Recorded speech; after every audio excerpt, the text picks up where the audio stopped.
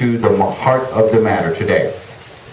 We have in attendance candidates running for a number of offices. And if you're like me and you love this great country of ours, there's no one office that is more important than any other. You start on the local level, school board, councilman, councilpersons, forgive me ladies, all the way up to the highest office in the land. We as American citizens are obligated to view all of these offices equally. So the order of appearance so far, the candidates that have arrived, in no way, shape, or form is indicative of how we view the importance of the office. That being said, we ask all candidates that you would limit your remarks to 5 minutes. That way we can get our folks in, get them out. And if possible, we would like for you candidates to remain afterwards so that you can do a one-on-one interaction and Q&A with the individuals that are here in order to spread your platform in a more personal setting.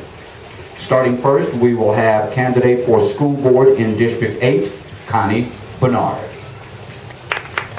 Let's welcome Connie. Great Stump.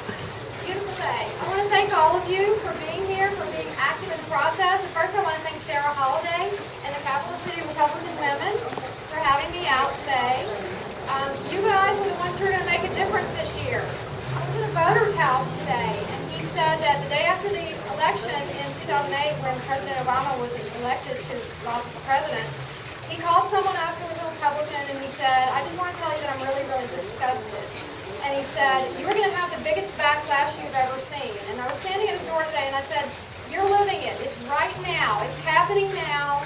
We're experiencing the backlash. And it's going to be a great year for all of us with conservative values and conservative candidates. I want to tell you a little bit about myself. I'm a native of Baton Rouge. I was born here, graduated from LSU. I have a child in the public school system. I'm the only candidate in my race who's lived in Baton Rouge for over 46 years and who actually even has a child in the public school system. So I do have something at stake. And I'm not ready to give up on our children, and I'm not ready to give up on this community because it's too important. Our children are our future. This community is our future. I'm not going to disillusion you by telling you that I can perform miracles because I can't do that. Only Christ can do that. But I will tell you that I will do everything within my power to make it better. All children in our community should have access to an excellent education. We begin with our leadership at the school level, which is our principals. Our principals need to have the power, the control, the autonomy to make their decisions without being bound by collective bargaining and tenure practices. The teachers need to be relieved of the bureaucratic paperwork that's required to get discipline problems out of the classroom. Early childhood education programs need to be expanded. Every dollar spent on pre-K and early childhood education programs offsets $7 in teen pregnancy, high school dropout rates, crime rates, and truancy.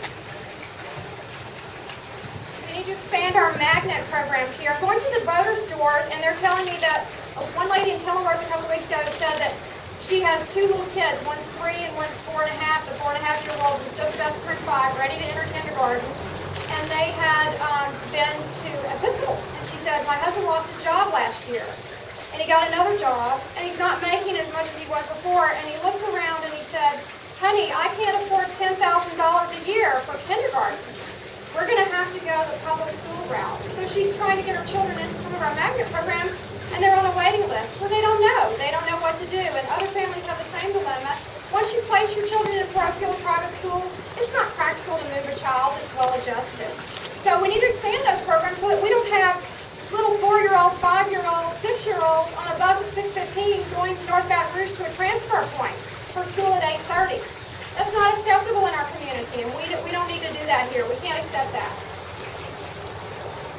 We also need better fiscal accountability. We've lost Central, Baker, Zachary, and a number of failing schools, yet our administrative costs remain relatively high. Compared to other parts of the country, they're disproportionately high. So we need to look at reducing those things. I understand that we're facing a deficit, and Mr. Arbor will probably tell you more about those things in a little while. So that's very important. Some of the teachers are telling me that they have folks from the administrative office who walk around the school with clipboards checking to see that this is there and this is there. And feel that that's burdensome and bureaucratic, and they'd like to see more money in the classroom. They'd like to see more money for the students. This is a very important election. The school board race seems kind of, we don't have high participation, especially in my district. Lots of folks go to private and parochial schools, but this is a very important election in our community because our school board is going from 12 seats to 11 seats when our new board is seated. 5 of those seats will surely go to Liberal Democrats, and 5 of those seats will surely go to Republicans. My seat right now is formally held by Republicans, so I have 3 Democrats in the race with me who hope to have my seat. This is a conservative seat. It's a conservative part of town. So I need your help. I need you to roll up your sleeves and get to work with me and win these positions back for our community, for conservative values, for Republicans. Thank you. Now, there's a lady who knows how to do it. 4 minutes, 27 seconds on the head. I love it. From the school board race in District 7,